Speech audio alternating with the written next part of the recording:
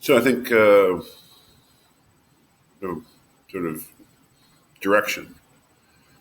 That is, he's introduced this idea of goodwill, and he says the goodwill is the only thing in the world, the only conceivable thing that is intrinsically good, that is always good. So, what is goodwill? I mean, what is it that?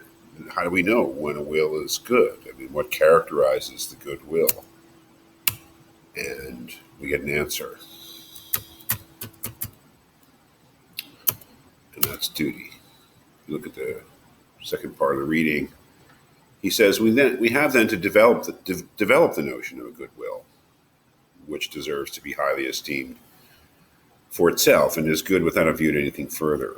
A notion which already exists in the sound natural understanding. That's this idea that this is a transition from our common idea of morality to a philosophical grasp of morality. He thinks that all of his ideas are already kind of there in our common view of morality. They just need to be explicated. They just need to be brought out, requiring rather to be cleared up than to be taught, and which, in estimating the value of our actions, always takes the first place and constitutes the condition of all the rest. In order to do this, we will take the notion of duty, which includes that of a goodwill, although implying certain subjective restrictions and hindrances. These, however, far from concealing it or rendering it unrecognizable, rather bring it out by contrast and make it shine forth so much the brighter. So we do get a kind of answer to what is a good will. How do we know that the will is good? Or how do we know when the will is good? It's the answer to that is duty. Uh,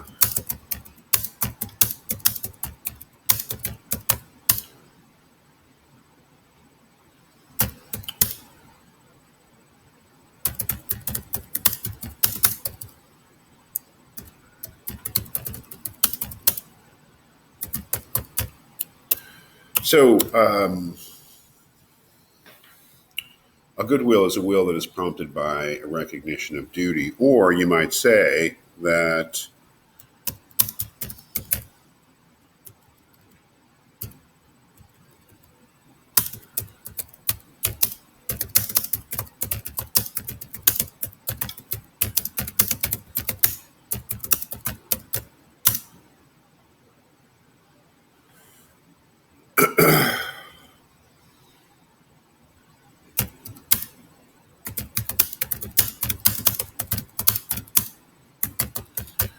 a morally good action is the one that's done out of a sense of duty.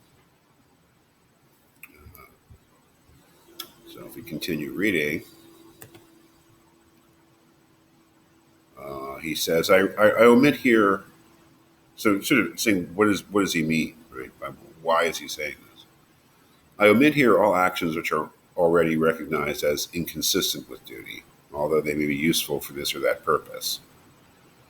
Or excuse me, for with these, the question whether they are done from duty cannot arise at all, since they even conflict with it. So if you do something, if you are a soldier and you have a duty to, I don't know, stand your ground in battle and you run away, then that's clearly not a moral act.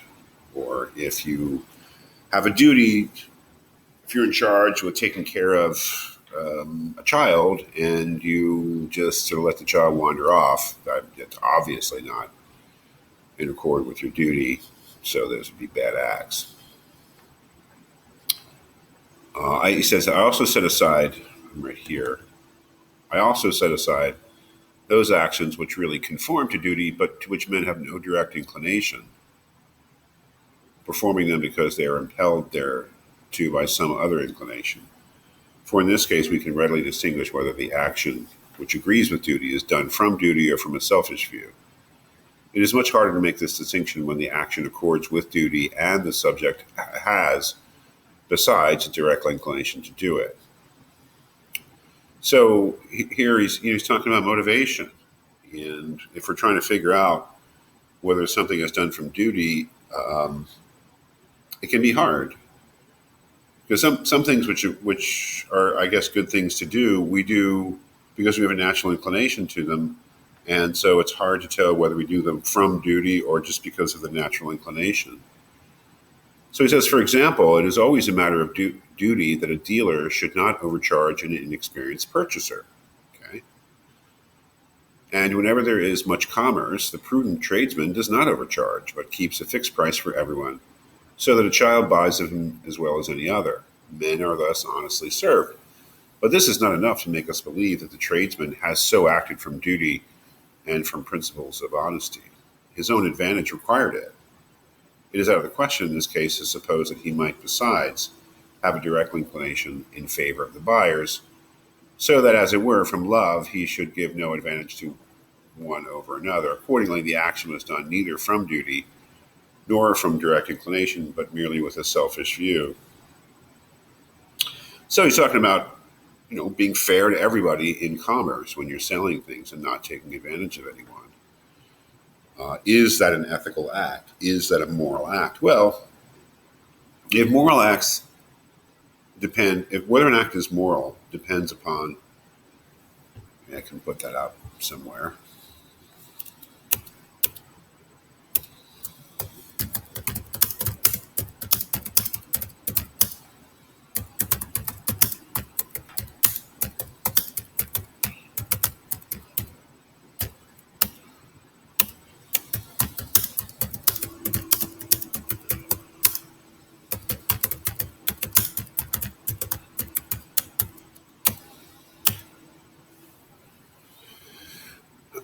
Whether an act is moral depends upon its motivation, but how can we know someone's motivation?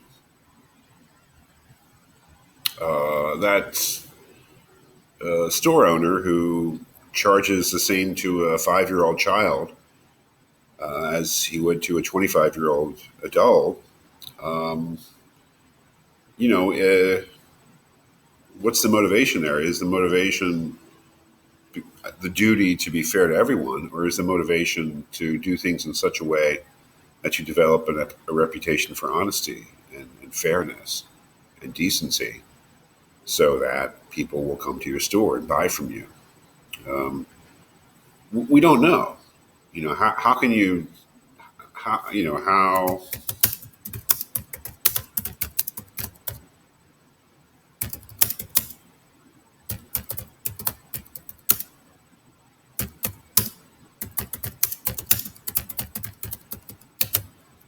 in that case, how can you tell whether motivation is duty or selfishness? That's the problem.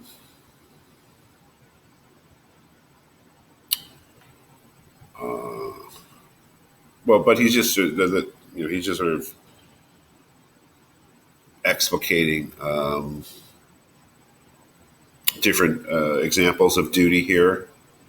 On the other hand, it is a duty to maintain one's life, and in addition, everyone has also a direct inclination to do so. But on this account, the oft anxious care which most men take for it has no intrinsic worth, and their maxim has no moral import. They preserve their life as duty requires, no doubt, but not because duty requires, not because duty requires. That is, if we do things selfishly, if our motive is an inclination, then the act has no moral worth. Doesn't mean it's a bad act. This is what he's sort of dealing with here. Um,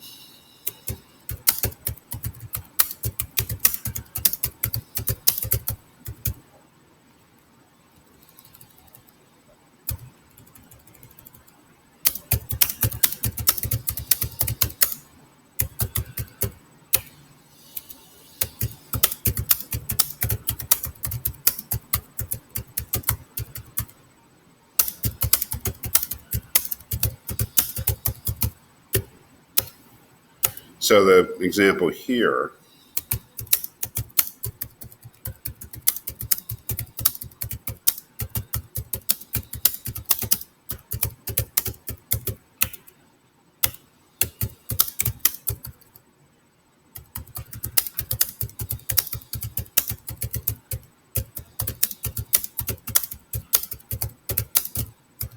when I say has no moral worth, I don't say that it is bad. I don't mean that it is an evil act. but rather it just has no moral significance. It has no moral worth. Um, this example here, preserving your life.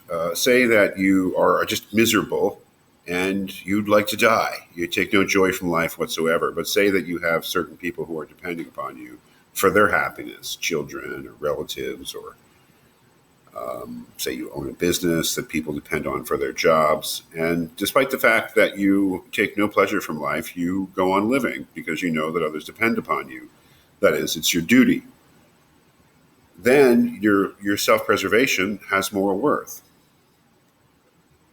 But if, like most of us, we preserve our lives because we like ourselves and we enjoy being alive, we have a natural inclination to, that doesn't mean that staying alive is a bad thing. That would be crazy.